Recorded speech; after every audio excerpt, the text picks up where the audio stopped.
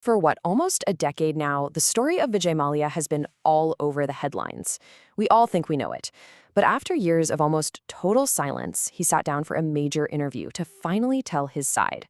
So what exactly is his version of events? Let's break down the narrative he wants us to hear, piece by piece. So let's start with a story we've all been told. I mean, this headline pretty much nails it, right? The flamboyant tycoon, the failed airline, and that staggering 9,000 crore loan default that became this massive national scandal. This has been the dominant picture for years. But this is where Mallya draws a hard line in the sand. He claims that the story we just saw, the one we all know, isn't the real story at all. He says it's a creation, the results of what he calls a vicious, relentless trial by media. And just like that, you have two completely different versions of the exact same events. So to really get where he's coming from, Mallya says you have to rewind. We've got to go way back to the beginning and look at the man behind this larger-than-life image. Because, as he tells it, the persona we all know, that was a very, very deliberate creation. First off, he goes right after that spoiled heir image. He says, far from it. He actually describes a surprisingly strict upbringing. I mean, try to picture this.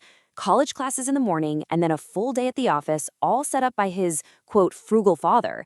He says he was given a secondhand car and had to live on a monthly stipend of just 400 rupees. It is a wildly different image from the one we're all used to.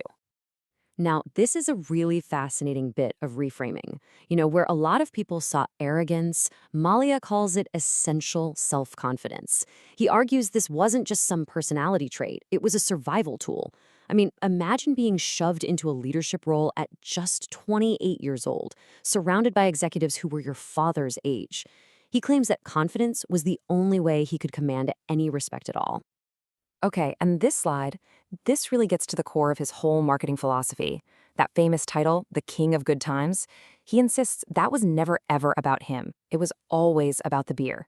He claims he deliberately became his own brand ambassador, using that flashy lifestyle to build a personality for his products, something fun, aspirational, and exciting. In his mind, this wasn't about vanity. It was just smart business. All right, now we get to the big one. You can't even say the name Vijay Mallya without thinking about Kingfisher Airlines, the brand that's become so tied to his downfall. So let's get into his explanation for the incredible rise and the even more spectacular fall of his most ambitious project ever. So was the airline really just one giant vanity project? Well, he completely rejects that idea. His vision, he claims, was to totally revolutionize Indian aviation. He wanted to create this premium experience, connecting parts of India that had never even seen an airport before. The goal was simple, but, you have to admit, pretty ambitious: to build the absolute best flying experience the country had ever seen. So what on earth went wrong? According to Mallya, it wasn't bad management. It was a perfect storm of things that were way outside his control. You had the 2008 global financial crisis, oil prices just exploding to $140 a barrel, and these crippling state taxes on fuel. But here's the real kicker in his story. He claims that when he wanted to downsize the airline to save it, the finance minister at the time actually told him not to, promising bank support to help save jobs. Now, this timeline is absolutely central to his entire defense. He says that after the airline shut down in 2012, he spent the next 3 years trying to make settlement offers, all of which, he claims, were rejected. And you really have to pay attention to the end of this timeline. He stresses that he left India for a scheduled meeting in March 2016, and his passport was only revoked after he was already out of the country. This directly attacks that popular idea that he fled. And that brings us right to the heart of it all, the money. Was this simply a business that went belly up, or was it something more? Was it outright fraud? Well, according to Mallya, the answer is all in a few key numbers. This number, this is the one everybody knows. 9,000 crores. It's the figure that has defined this whole scandal, and it's basically become synonymous with his name. But here's his first major counter. Mallya argues that 9,000 crore figure is, in his words, pure imagination. He says the actual court-adjudicated amount, principal plus all the interest, was 6,203 crores. That's a difference of almost 3,000 crores. And then comes his most stunning claim, and it is a big one. He says that according to a finance ministry report, the government has already recovered 14,100 crores by selling off his seized assets.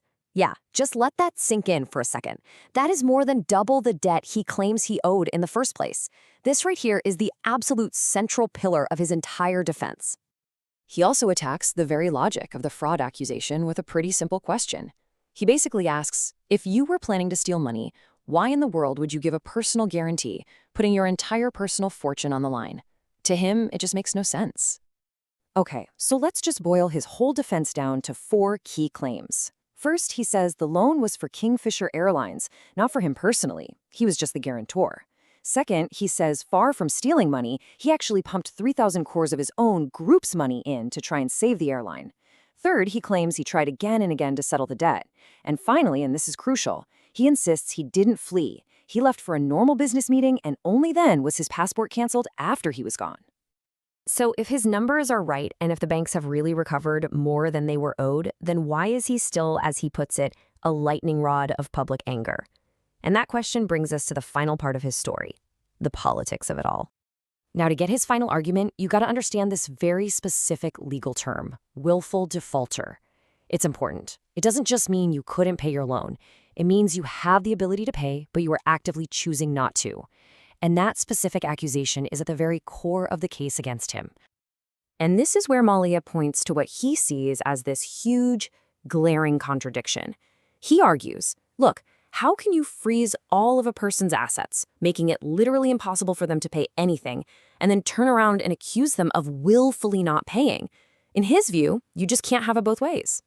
And this all leads to his final claim, that his high-profile King of Good Times persona made him the perfect poster boy. He was a visible, convenient target for the government to show everyone they were getting tough on corporate debt. For Mallya, this was never really about justice. It was about politics. So in the end, you're left with these 2 completely opposing stories. On one side, you've got the public narrative, a willful defaulter who stole thousands of crores of public money and then fled the country. And on the other side, you have Mallya's narrative, a businessman whose airline was a victim of circumstance, who tried to settle his debt, and who was then turned into a political scapegoat, even after his assets more than covered what he owed. And that really is the question at the heart of this whole saga, isn't it? Was Vijay Mallya a national fraudster, or was he made into a national scapegoat? After hearing his side of the story, the only thing that seems certain is that the truth is probably a lot more complicated than any headline could ever capture.